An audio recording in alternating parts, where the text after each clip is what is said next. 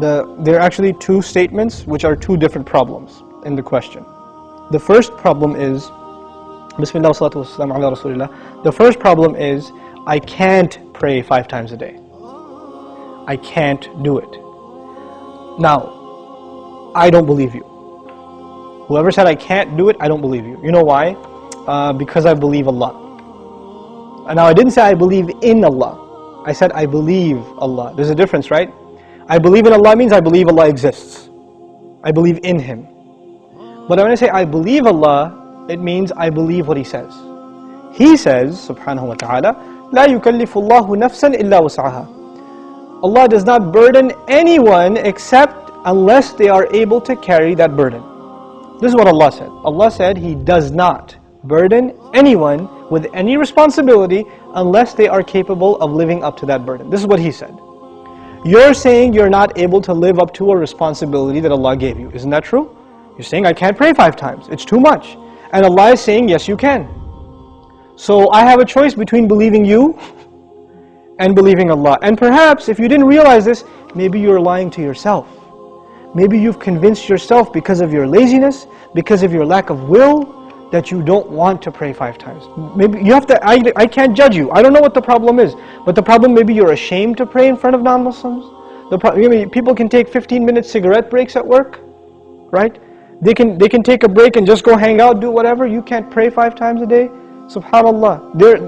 In this part of the world, where I used to, when I used to work in New York City, I would see Muslims praying all over the place. In the middle of 5th Avenue, on the curb, the guy is making salah because it's time. Or in the university, you open the copy machine room in the library, and there's like 3 guys praying right there, making salah. Muslims will pray. If there's time, we're going to pray. That's it. So that's the first thing. Allah said you can. If Allah gave this burden upon you, and He did in fact, then you can. Convince yourself of that. And rely on Allah, He'll make it easy for you. The second question is, does He really care? Does He even care if I pray or not?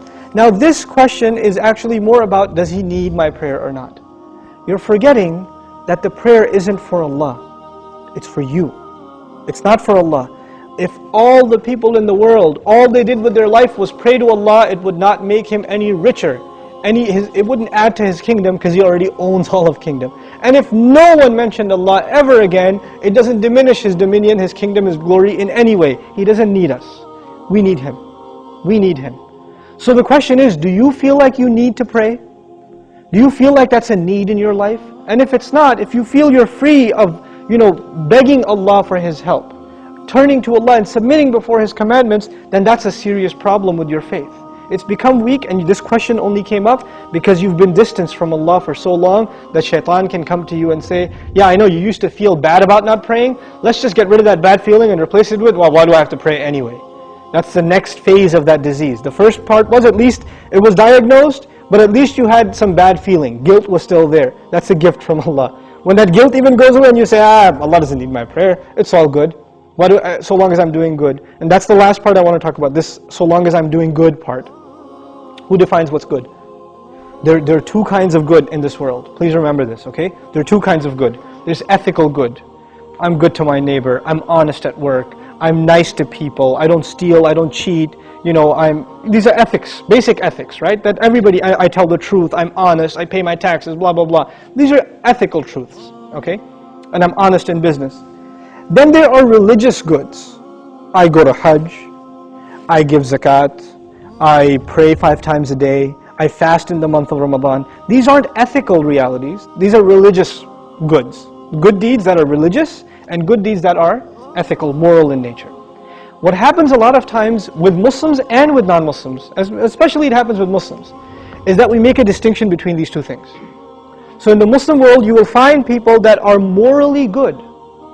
They're nice to their family, they take care of their kids, they're responsible in the household, they're nice to their neighbors, they're honest at work. Good people, but guess what? No religion. I don't need religion to be good, is what they say.